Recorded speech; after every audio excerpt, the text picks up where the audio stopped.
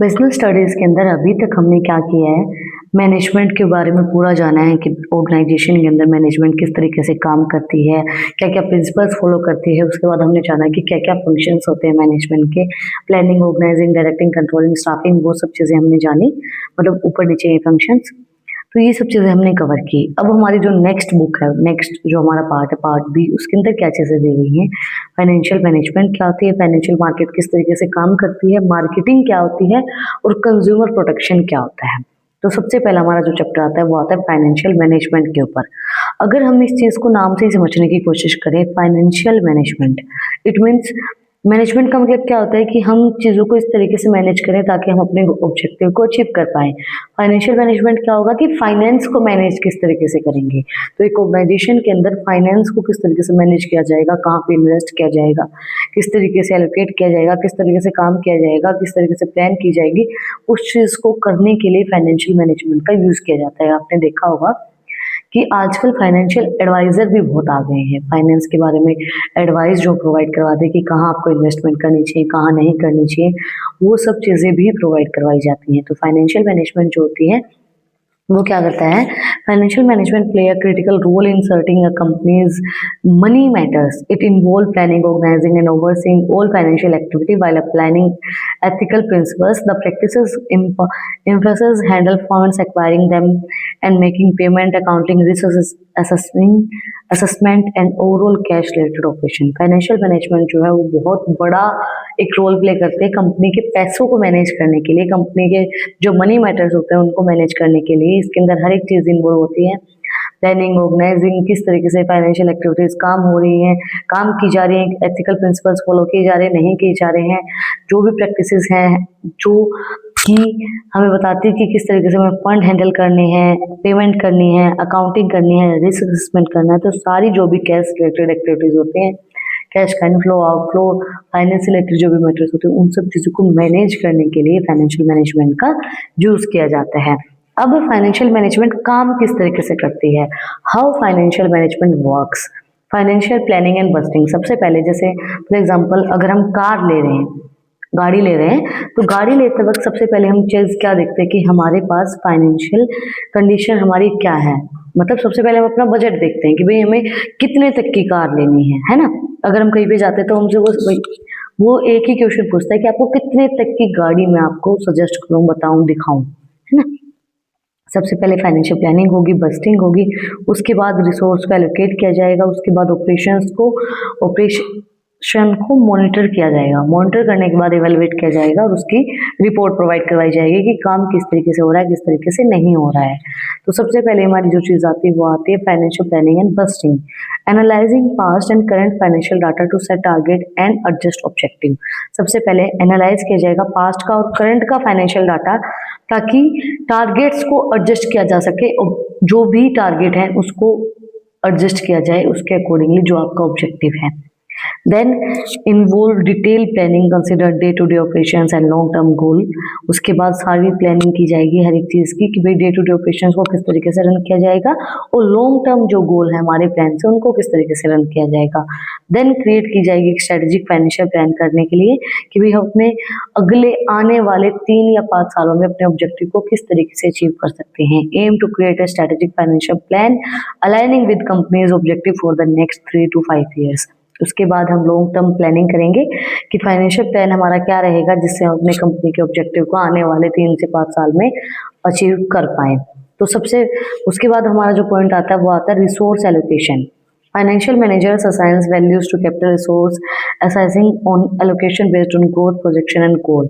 उसके बाद financial manager देखता है कि भाई क्या क्या कैपिटल रिसोर्सेज की रिक्वायरमेंट है, कितनी ग्रोथ करनी है हमारे प्रोजेक्ट के अंदर, कितने पैसे की और हमें नीड हो सकती है।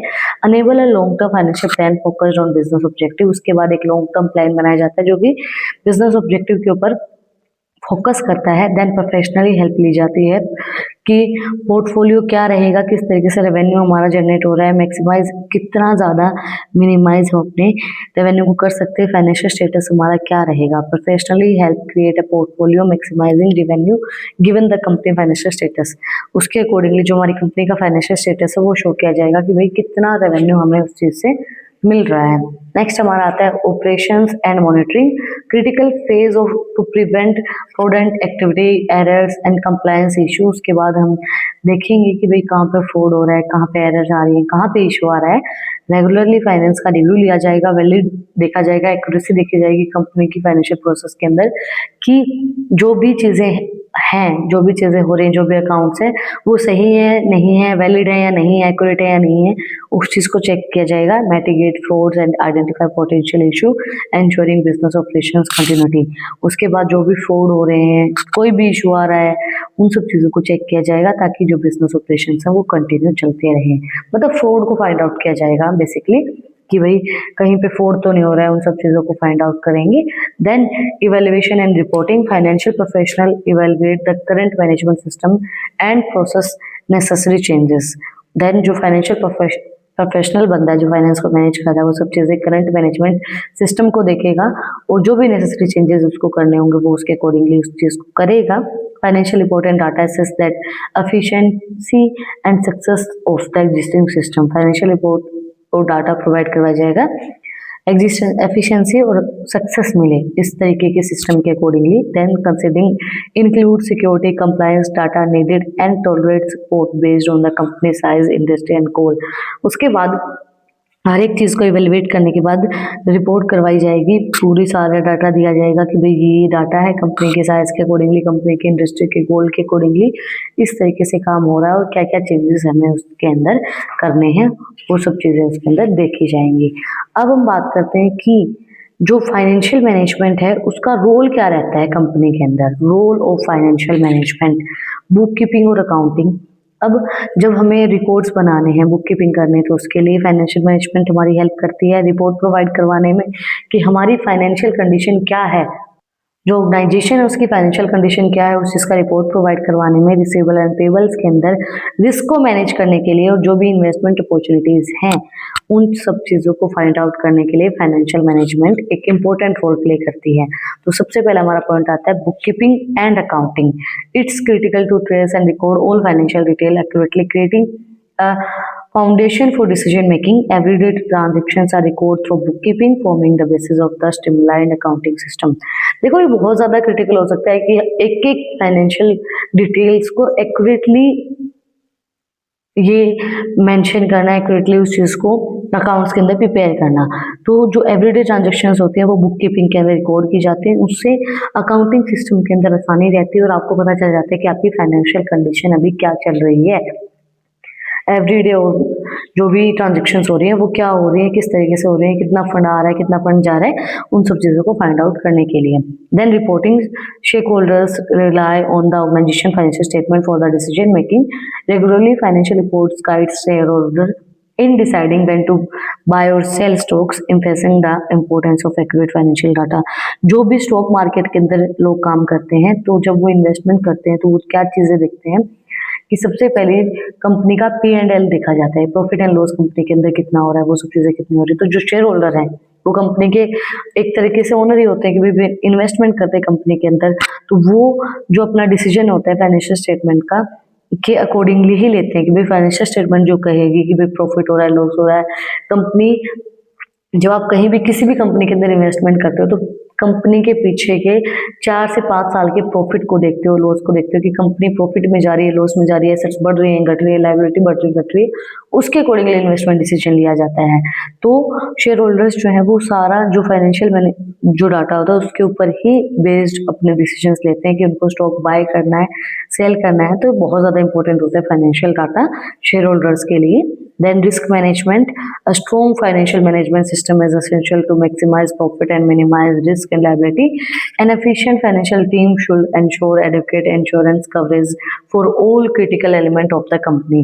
जो एक strong financial management अगर आपके पास सिस्टम होगा कि आपको पता है कि फाइनेंस को मैनेज किस तरीके से करना है, तो फिर आप रिस्क को कम कर पाएंगे और जो प्रॉफिट है उसको बढ़ा पाएंगे, लायबिलिटीज को कम कर पाएंगे और इफेक्टिव तरीके से अपने जो फंड्स हैं उनको यूज कर पाएंगे कंपनी के अंदर।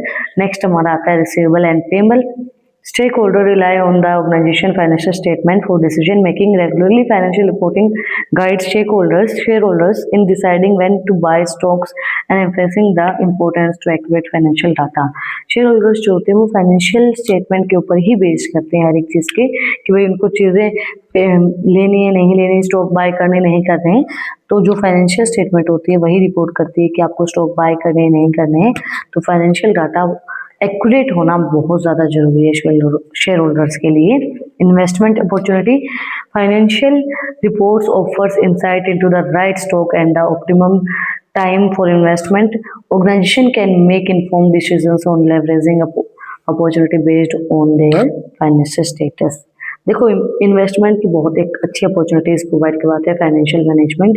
जब आपको पता है कि फाइनेंशियल रिपोर्ट ये आई है, कंपनी की फाइनेंशियल कंडीशन ये चल रही है, तो उसके अकॉर्डिंगली आपको पता चल जाएगा कि ये राइट टाइम है स्टॉक को बाय करने का, यहाँ पे इन्वेस्ट करने का। तो ऑर्गेनाइजेशन के लिए एक सही डिसीजन लेने के लिए, एक लेवरेज अपॉर्चुनिटी को लेने के लिए हमें फाइनेंशियल रिपोर्ट, हमारे पास फाइनेंशियल रिपोर्ट होना बहुत ज़्यादा ज़रूरी है। जब हमें पता है कि भाई अभी ये कंपनी बूम करेगी, अभी ये कंपनी इतना अच्छा काम करे तो आगे भी ये ऊपर जाएगी, तो हमें अपना फाइनेंशियल डिसीजन क्या लेना है, इसके अंदर इन्वेस्ट करना है नहीं करना है, उन सब चीज़ों को फाइंड आउट करने के लिए फाइनेंशियल जो मैनेजमेंट है वो हमारी हेल्प करता है। हमें पता है कि फाइनेंस किस तरीके से काम कर रहा है। अब जो फाइनेंशियल मैनेजमेंट है वो कितने टाइप की होती है। सबसे पहला हमारा आता है financial decision, then investment guidance provide करवाता है, देन डिविडेंड प्लानिंग करने में फाइनेंशियल मैनेजमेंट हमारी हेल्प करता है। तो सबसे पहला आता है हमारा financial decisions. They assist in important decisions related to acquiring funds, managing debts, and evaluating risk. When borrowing money for a company need, financing decision involve raising capital become more strategic with insight into cash flow, market trends, and overall financial health. देखो, बहुत ज़्यादा ज़रूरी होता है financial decision लेने के लिए हमारे पास पता होना कि फाइनेंस कितना है। फाइनेंशियल डिसीजन आप तभी लेते हो ना कि आपको पता हो कि आपके पास पैसा कितना है। तो कंपनी सबसे पहले भाई कंपनी को पता होना चाहिए उसके पास फंड कितने हैं, डेट कितना है, रिस्क कितना है, कितना पैसा वो उसने बोरो कर रखा है, कंपनी को कितने पैसे की नीड है। तो फाइनेंशियल डिसीजन लेने के लिए उन सब चीज़ों की उनको पता होना चाहिए कि उनको कितना पैसा बढ़ाना है, किस तरीके से स्ट्रैटेजी बनानी है, कैश फ्लो मार्केट के अंदर कितना चल रहा है, हमारी कंपनी के अंदर कैश इनफ्लो कितना हो रहा है, आउटफ्लो कितना हो रहा है, उन सब चीज़ों को देखने के लिए, ओवरऑल फाइनेंशियल हेल्थ को देखने के लिए फाइनेंशियल मैनेजमेंट हेल्प करता है फाइनेंशियल डिसीजंस लेने के लिए कि भाई जो हमारी ओवरऑल फाइनेंशियल हेल्थ है उसके अकॉर्डिंगली हमें क्या फाइनेंशियल डिसीजन लेना है, कहाँ इन्वेस्ट करना है, कैसे फंड को बढ़ाना है, हमें फंड की नीड है या नहीं है, उन सब चीज़ों के लिए फाइनेंशियल मैनेजमेंट ज़रूरी है। इन्वेस्टमेंट गाइडेंस के लिए ज़रूरी है, हमें इस कंपनी के अंदर इन्वेस्ट करना है या नहीं करना है, कब करना है, किस टाइम पे करना है। Professionally aid companies in choosing where to invest, what to invest and in how to manage assets, assessing risk and returns and ratio help in determining the appropriate number of assets both fixed and long term based on the current working capital. Professionally जो companies होती हैं वो choose करती है invest करने के लिए कि बट हमें कितना इन्वेस्ट करना है, कब करना है, किस तरीके से एसेट्स मैनेज करने हैं।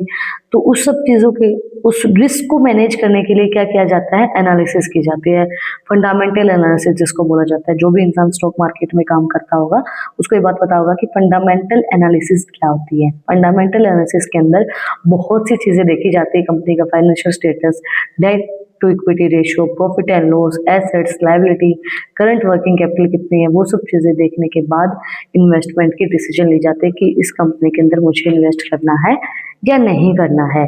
Dividend planning, financial management professionally create and implement dividend distribution plans for companies, a flexible long-term plans to tolerate to the company growth phase and show dividend are utilized effectively. Either we invest for growth and distribute it at a specific level.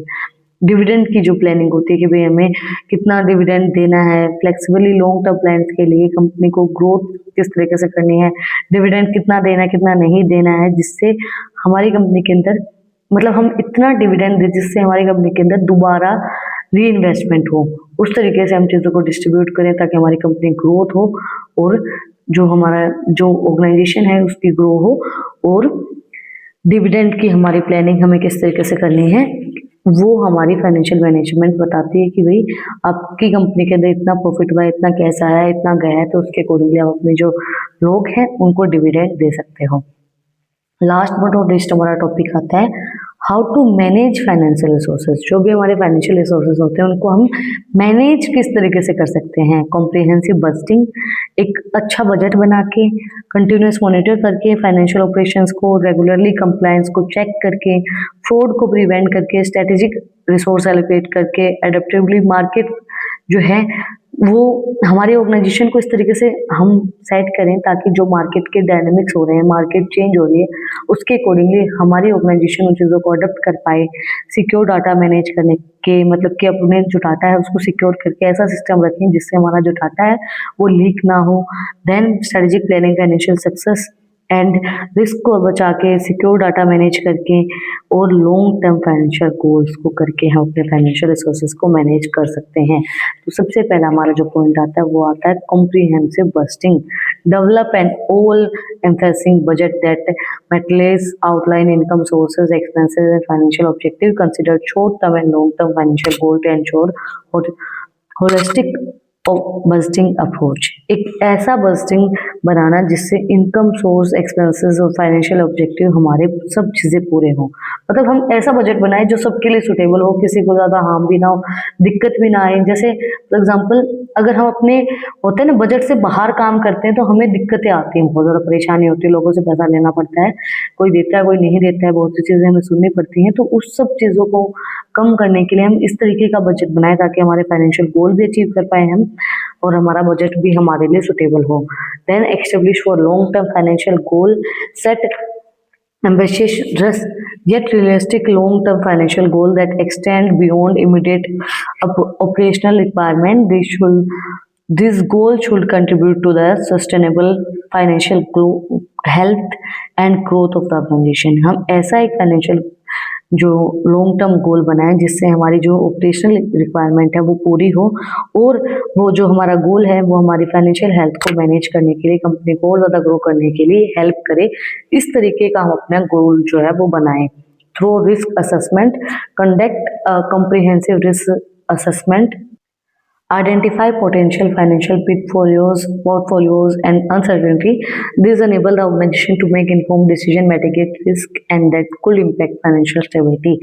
उसके बाद हम हर एक चीज़ को identify करेंगे, financial portfolio क्या है, कहाँ पे अनसर्टेनिटी आ सकती है, तो उसके अकॉर्डिंगली फिर फाइनेंशियल डिसीजन लिया जाएगा, एक सही डिसीजन लिया जाएगा जिससे हमारी जो फाइनेंशियल स्टेबिलिटी है उसके ऊपर इम्पैक्ट ना पड़े और वो सुटेबिलिटी बनी रहे।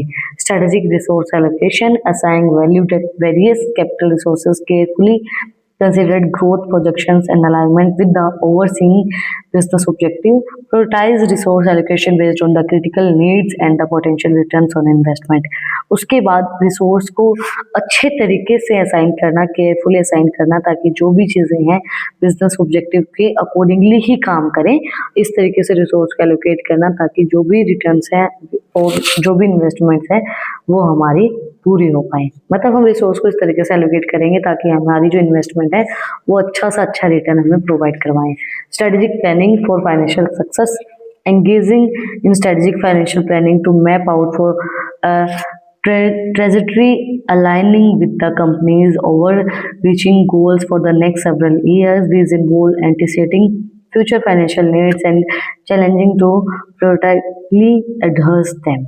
एक स्ट्रेटजिक प्लानिंग बनाना, इस तरीके से हम चीज़ों को प्लान करें ताकि हमारी जो फाइनेंशियल सक्सेस है वो हम अचीव कर पाएँ। आने वाले 4-5 साल में जो फाइनेंशियल प्लानिंग हमने की है उसके अकॉर्डिंगली हमारा जो ऑब्जेक्टिव है उसको हम अचीव कर पाएँ। Continuous monitoring and of financial operations, implement regular and growth reviews to financial operation to ensure accurate and integrity. These ongoing monitoring help identify reprehensive, promotly allowing for timeline corrective actions. उसके बाद इस तरीके से हम चीज़ों को implement करें ताकि हमें रिव्यू मिले कि भाई अब पिछले हफ्ते में कितना हमारा फाइनेंस आया, कितना गया है, इस हफ्ते में कितना आया है, पिछले साल कितना आया था, पिछले महीने कितना आया था। उन सब चीज़ों का हम रिव्यू लेते रहें ताकि हमें एक्यूरेटली पता हो कि हमारी फाइनेंशियल कंडीशन क्या है और उसके अकॉर्डिंगली फिर हम एक करेक्टिव एक्शन ले पाएँ कि भाई हमें ये नहीं कि अचानक से कोई चीज़ पता चल रही है कि भाई हमारी फाइनेंशियल कंडीशन ये चल रही, नहीं, हमें पहले से उस चीज़ का पता हो ताकि हम अपना टाइम से समझ जाए और टाइम से अपना जो डिसीजन है वो ले पाएँ। Secure data management, establish secure systems and portfolio protocols for storing and managing financial data ensuring compliance with the data, protecting laws, safeguarding sensitive financial information is prominent to maintain trust and credibility. हमें ऐसे system और protocol का use करें जिससे हमारे जो financial data है वो मैनेज हम कर पाएँ और उसको सिक्योर कर पाएँ, उसको प्रोटेक्ट कर पाएँ लॉज के अकॉर्डिंगली। तो अगर हम उनको सेव करेंगे तो फाइनेंशियल इंफॉर्मेशन हमारी मेंटेन रहेगी, बाहर जो डाटा हमारा नहीं जाएगा कि भाई हमारी फाइनेंशियल कंडीशन क्या चल रही है, क्रेडिटर्स तक वो इन्फॉर्मेशन नहीं जाएगी। अडेप्टिविटी टू मार्केट डायनेमिक्स, फोस्टर है culture of adaptability enabling the organization to adjust financial strategy based on evaluating market condition and external business need, stay aligned and respond to change in economic landscape to optimise financial decision making. जो market के dynamics है, मतलब market क्या होती है कि market stable नहीं रहती, मार्केट चेंज होती रहती है according to the situation, according to the circumstances, वो चेंज होती रहती है। तो उनको इवेलुएट करके इंटरनल बिजनेस के नीड्स एंड कंडीशन को समझ के उस तरीके से चेंज होते रहना, चेंजेस करते रहना फाइनेंशियल डिसीजंस के अंदर कि भाई अभी हमें क्या करना चाहिए, अभी हमें क्या करना चाहिए, उसके अकॉर्डिंगली हमारे डिसीजन लेने चाहिए जो मार्केट के डायनेमिक बदलते रहते हैं उनके accordingly. fraud prevention measures, institute robust measures to prevent fraudulent activities, safeguarding the financial integrity of the organization. This include implementing internal controls and maximize to detect the prevent fraudulent transactions. देखो major करना हर एक चीज़ को कि भाई जो भी हमारी financial जो भी इंटीग्रिटी है ऑर्गेनाइजेशन है वो सब चीज़ों को मैनेज करके चले। ये देखिए कि भाई किस तरीके से चीज़ें इंप्लीमेंट हो रही हैं, किस तरीके से मैक्सिमाइज की जा रही है ताकि कोई भी फ्रॉडेंट एक्टिविटी ना हो, फ्रॉड ना हो। हर एक चीज़ के ऊपर अगर आप ध्यान रख के चलोगे, अकाउंट्स को प्रॉपरली रेगुलर वे में चेक करते रहोगे तो कोई भी फ्रॉड होने से चीज़ें बचेंगी। अब आप उन चीज़ों को देख ही नहीं रहे हो, आपको मतलब जो आपके वर्कर्स हैं जो भी वहाँ काम कर रहे हैं उनको ये पता है कि आप तो चीज़ें देखते ही नहीं हो, आप ना अकाउंट्स को देख रहे हो ना और किसी चीज़ को देख रहे हो, तो ऑब्वियस सी बात है वो धीरे धीरे अपने जो है फ्रॉड करते रहेंगे। तो अगर आप रेगुलरली उनको ये पता है कि रेगुलरली अकाउंट चेक हो रहे हैं, रेगुलरली हर एक चीज़ हो रही है, तो फिर फ्रॉड होने की जो चांसेस होते हैं वो कम हो जाते हैं। नेक्स्ट हमारा आता है adherence to regulatory compliance, ensure strict adherence to financial regulation and legal requirement to avoid penalty and legal compliance, stay updated and changing financial regulations and incorporate necessary adjustment into operational practices। देखो हर एक चीज़ के ऊपर regularly financial regulation किस तरीके से काम कर रही है, लीगली कोई भी रिक्वायरमेंट्स है, किस चीज़ की नीड है, उन सब चीज़ों को अगर आप ध्यान रखोगे तो पेनल्टी नहीं होगी, लीगल कोई भी आपके ऊपर दिक्कत नहीं आएगी। तो हमेशा अपडेटेड रहो कि क्या चल रहा है मार्केट के अंदर, वो चीज़ें आपको पता होनी चाहिए ताकि आपके फाइनेंशियल जो भी चेंजेस आपको करने हैं वो आप कर पाओ, चीज़ों को एडजस्ट उस तरीके से कर पाओ और ऑपरेशनल प्रैक्टिसेस जो है वो आपकी उस तरीके से अपने डन कर पाओ। तो आज हमने कंप्लीट किया फाइनेंशियल मैनेजमेंट का जो हमारा चैप्टर था, वन शॉट में कंप्लीट किया। फाइनेंशियल मैनेजमेंट क्या होता है, किस तरीके से काम करता है, क्या रोल रहता है फाइनेंशियल मैनेजमेंट का, किस तरीके से हम फाइनेंस को मैनेज कर सकते हैं और कितने टाइप का फाइनेंशियल मैनेजमेंट होता है, ये सब चीज़ें हमने आज की वीडियो के अंदर जानी। नेक्स्ट हमारी फाइनेंशियल मार्केट के ऊपर पूरा चैप्टर रहेगा।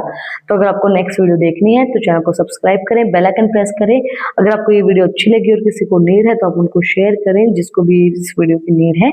और अगर आपको इन टॉपिक्स की पीडीएफ चाहिए तो टेलीग्राम चैनल का लिंक भी डिस्क्रिप्शन में है, वहाँ पर जाके आप मुझे फॉलो कर सकते हैं। और भी इंटरेस्टिंग रील्स को देखने के लिए इंस्टाग्राम चैनल का लिंक भी डिस्क्रिप्शन में है, वहाँ पर जाके आप मुझे फॉलो कर सकते हैं।